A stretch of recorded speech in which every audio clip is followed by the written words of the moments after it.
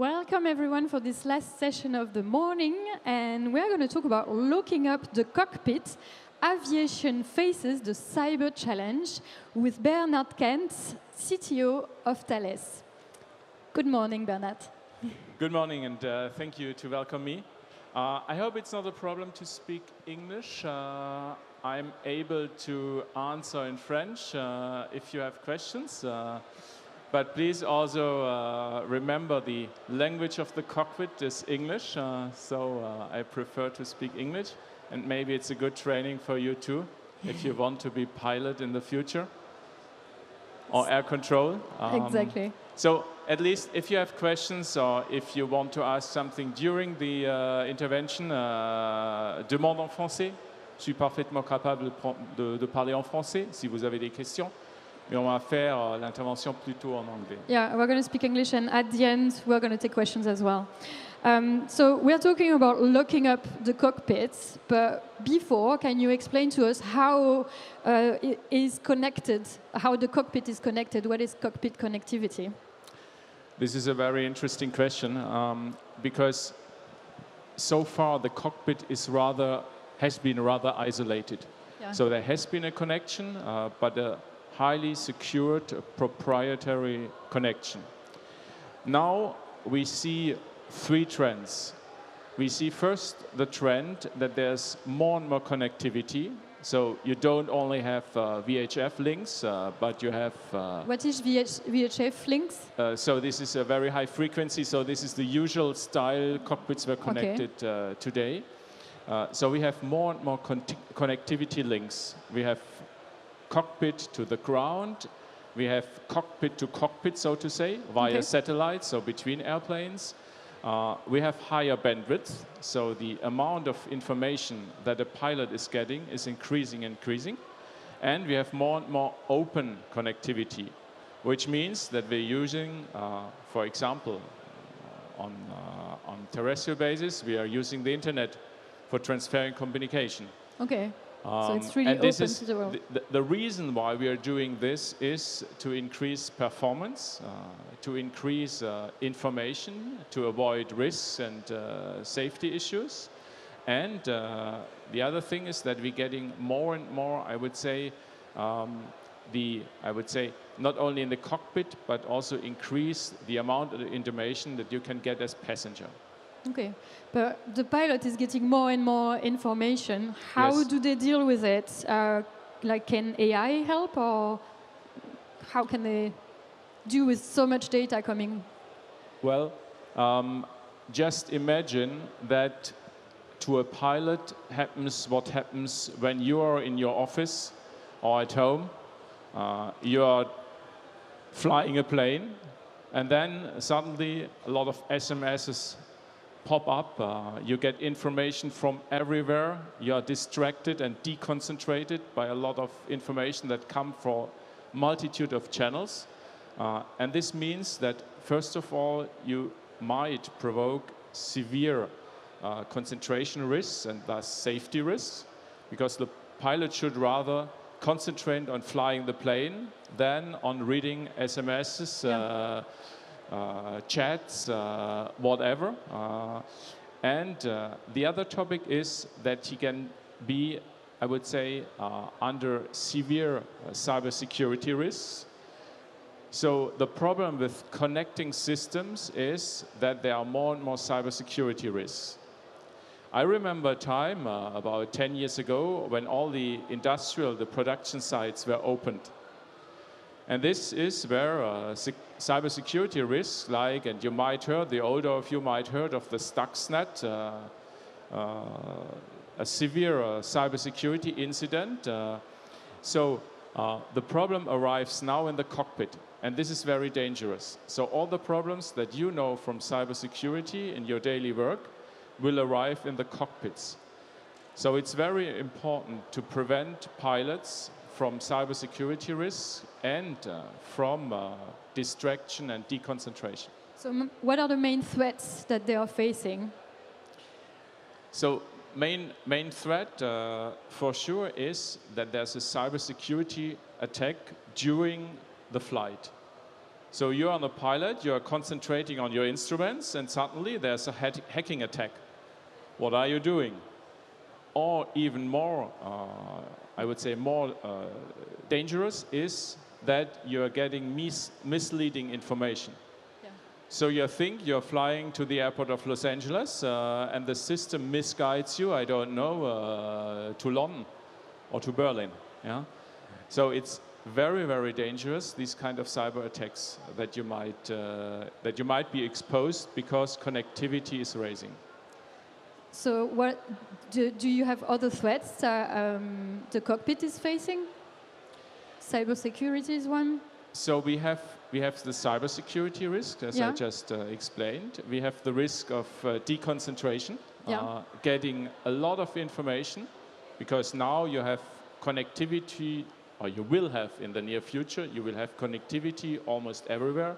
You have air-ground connectivity, you have airplane-to-airplane connectivity, you have connectivity to the open world. So you will highly risk is to be deconcentrated. And this is not only happening in the cockpit, a lot is happening also in the air traffic control centers.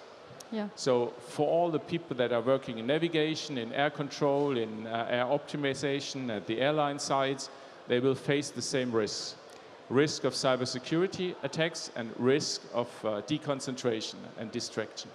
So can you tell us how you protect it? I think you have two different levels of protection. One that is closer to the plane and one that is the whole environment of the plane. Yes. Right. So the first essential point is to protect the cockpit. And protect it in the way that we don't hinder open communication, for sure, because we want to use the data, we want to use the information to make air operations more performant and more safe. But what we need is that information that's coming from the open world. So you see this on the small illustration, that come from passenger information system, that come from airline information systems, don't get access to the cockpit, don't get access in a not authorized way. So what we have in a very, I would say, simple sense, we have a gateway between the cockpit and the other domains. Part of the plane, right? Yes. Yeah. So that's the first level, really, yes, within the plane itself. That's within the plane. That's also between the plane and the ground, for example. That's also when planes are communicating to each other, because you can imagine that there are cybersecurity attacks from one plane to the other. So there might be a hacker attack from a malicious plane that attacks another plane by means of unsecure communication. So there are a lot of scenarios, even scenarios that might arise in the future with opening up of more connectivity that we even didn't think today. The important point is, and this is something I want to mention at least, and putting Thales here in front, Thales is engaged in cybersecurity on many, many domains. So we thought of these kind of cybersecurity attacks since more than 10 years. And the first thing that we are doing is that we have cybersecurity by design. That means in all our design process, in our development process, in our manufacturing process, cybersecurity is, in addition to safety, a very important topic. Yeah. And the second, yes, exactly. I come back to the second thing. Yeah. So we have the gateway, but we have what we call an in-depth cybersecurity strategy. That means we have essentially a zero trust philosophy in place. So you don't trust whatever is outside, right? We trust no one. Yeah.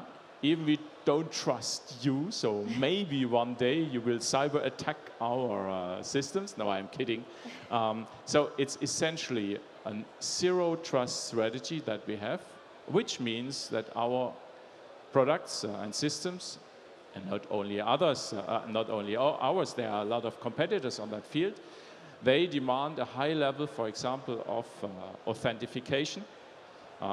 We have end-to-end secure communication channels in place.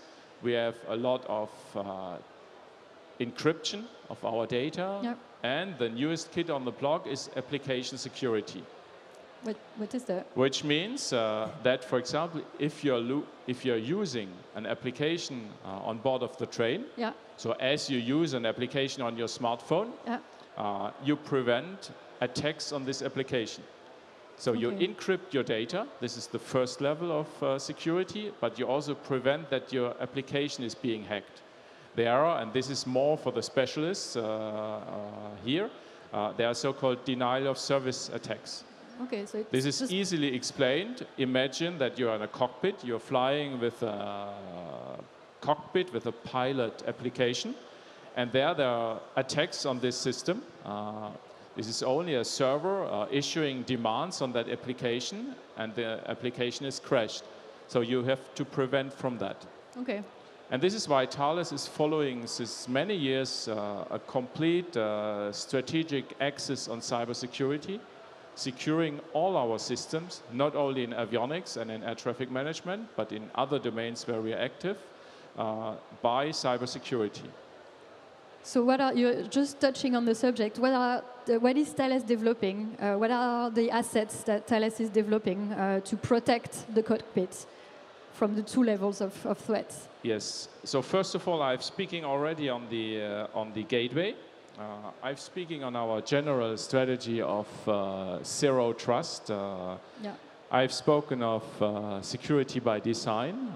I've spoken of in-depth defense, and they are a very concrete offering. Yeah, you can buy this gateway. Yeah. You can buy cybersecurity solutions. You can buy encryption solutions. I think you have a slide on that. I have a slide on that. Yeah, yeah, let me over look there. to that. Yeah. This is more on communication, as I said in the beginning.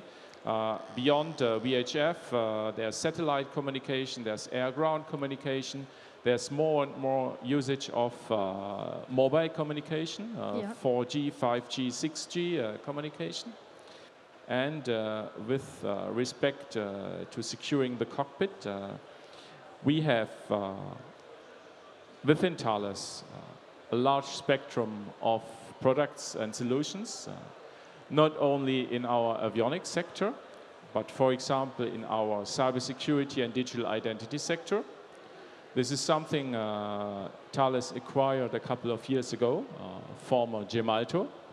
And Gemalto, you might know from your, now Thales, you might know from your banking cards, you might know from your SIM cards. Yeah. So you are maybe not aware how much Thales you have inside your pockets. There are the SIM cards from Thales in your smartphone. The eSIM cards now, more and more in the future. You have cybersecurity solutions. You have secure elements in your smartphones from Thales. Okay. You have banking cards from Thales. You have in the aviation sector, you have a lot of solutions. You have in the air traffic management, Thales is in about 2/3 of the airports in this world. So there's a lot of Thales and with Thales cybersecurity solutions. If you come to a border control, you have border control solutions from Thales, for example, and many, many more. So we have a lot of things to offer from other domains to the avionics domain and the aerospace domain, from cybersecurity, from digital identity, from even in the systems, we have cyber-secured and highly safety operating systems. So the little computers that you find in our, not in our, but in the planes of our clients, sorry, the planes of our clients, you find safety certified operating systems. You will find more and more, and this is not depicted on this slide, you'll find so-called security operating systems. Yep. And centers, so that air traffic management has a security operating system to identify cyber attacks. We use artificial intelligence to identify cyber attacks. We also cyber secure our artificial intelligence, which is very, very important new topics, because artificial intelligence is built by data. Yeah. You use data to train your artificial intelligence. And then you use the artificial intelligence to identify cyber attacks. But what happens if the data with that you train the artificial intelligence is corrupted? Yeah. Then So you better make your artificial intelligence robust and cyber secured. So there are a couple of things and a couple of even research topics, and then I'm addressing to the younger participants here, tous les jeunes. Il y a beaucoup de choses. There are a lot of research topics we are working to cyber secure the future. And this is why we recently, we inaugurated this last year, a dedicated center, research center on artificial intelligence. that is used on all kind of applications. This right? is used in all kind of domains Thales is active. So in the avionics, in the spatial systems, so aerospace, in cybersecurity in general, in defense for sure. So in all operations Thales is active in. So we're already touching on the future. Since this session is called Le Futur Vu Pas, how do you see the secure cockpit of the future from a pilot's perspective? Well, I think, first of all, and this is, I would say, the whole topic of this intervention is that the cockpit is getting more and more interconnected. Yeah. So that means also that we have to secure everything where the cockpit is connected to. Not only the cockpit itself, but also the ground control, the air traffic management systems, the passenger information systems. Do not forget this. Maybe one day, but this is only kind of speculation, one day we will have all these systems combined in a secured way on one big data center in the plane. That would be easier, right? Yeah, maybe in not. principle that would be easier, but yeah. and we have the first offerings, the first data centers on the plane for passenger information systems, which is very, very important because you can use this in a very versatile sense. How you, like you use the cloud today, Yeah. and well, to provide some kind of vision. To have one data center, one small cloud in the plane, hyper-connected, highly secured, to accommodate all the different functions and systems on the plane is a vision. Yeah? Yeah. But we have to be sure that, for example, if there's, for example, high load in a passenger information system, this doesn't interact and this doesn't prevent cockpit software to operate in a safe and secure way. This is, for example, why we have these critical operating systems, special operating systems, certified operating systems on the plane, so this cannot happen. So, for example, if you compare to your smartphone, if one application gets all the processor performance, Yeah. No other application is able to run. Yes. And it's very important to secure on board of a plane that a cockpit application, that this doesn't happen at the cockpit. Yeah. It must have the priority. Yes, the priority is flying priority, and the security must be saved, must be access controlled, so that only the pilot can access these applications and not everybody that is on the plane. And there's another risk, and we haven't talked too much of that because of the connectivity. More and more there's a connectivity between the passengers and between the passengers and the cockpit. And I don't want to be in a situation that, first of all, passengers can hack the cockpit. We haven't discussed on this, I would say, malicious situation. What are the connections between, like, how can you? Well, if we connect? speak in a future that there's one data center, the passenger experience and passenger information systems are running on this data center. So this is a vision we have to think a lot. I'm not saying that this vision will happen in the next 20 years, but for sure, from a technical point of view, it's charming to have only one system installed instead of today tens of systems for special purposes. And this is a general trend. I mean, if you compare this, for example, to telecommunication industries, some 20 years ago, we had many, many special systems. And now we have more or less one system based on IP, based on clouds, and this trend will be in aviations too. So we have to prepare, and Thales is preparing for that. And Thales is in a very good situation, so to say, because first of all, not only avionics is in our domains, but also air traffic management, passenger systems, passenger entertainment systems, satellite communication, cybersecurity. So we have everything in our company. So there are a lot of synergy effects, a lot of cross-technical effects between the different divisions. Yeah, because as you said, and I think we're going to stop on that before getting questions, you have to secure the cockpit, but also where the cockpit is connected to. Yes. So this is important for you to have all those area of reach, because if you just had the cockpit and you know not the other parts, they would be much more difficult to secure.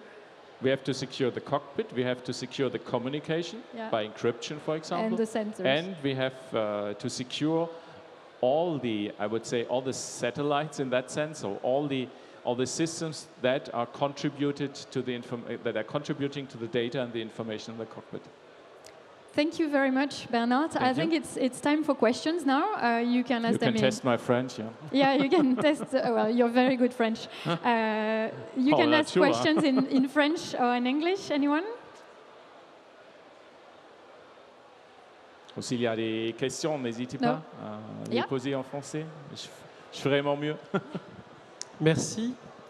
I can speak in English if you prefer. Yes, yes. Okay. As you like. Speaking about cyber attacks targeting the aviation sector, are you in Thales member of a CERT or CCIRT to be with the community, so a cyber group of companies with Thales and maybe with other companies, where you discuss together how to detect and better prevent cyber attacks? Yes, for sure. I even don't know how many associations Thales is in, and for sure for a big company this is usual. But we're working, for example, we're very, very close with GFAS to identify the next trends in avionics and in cybersecurity. And there are a couple of other associations we are in to modernize together with others and to innovate together with others. And this has a couple of reasons. So first of all, to be always leading edge. The second reason is for sure to connect with our clients and to propose also our solutions. And the third reason, and this is even more important, I think, is to sensitize our partners, the plane manufacturers, for example, but also the operators, to sensitize for cybersecurity risks. As I said, the cockpit is connected, and which means that not only the cockpit has to be secured, but also all the systems we are partnering with. Thank you. Do we have another question for Bernard? No? I think it was very clear. Thank you for explaining to us all the different threats and how to protect them. Thank you, Bernard. Thank you very much. Thank you.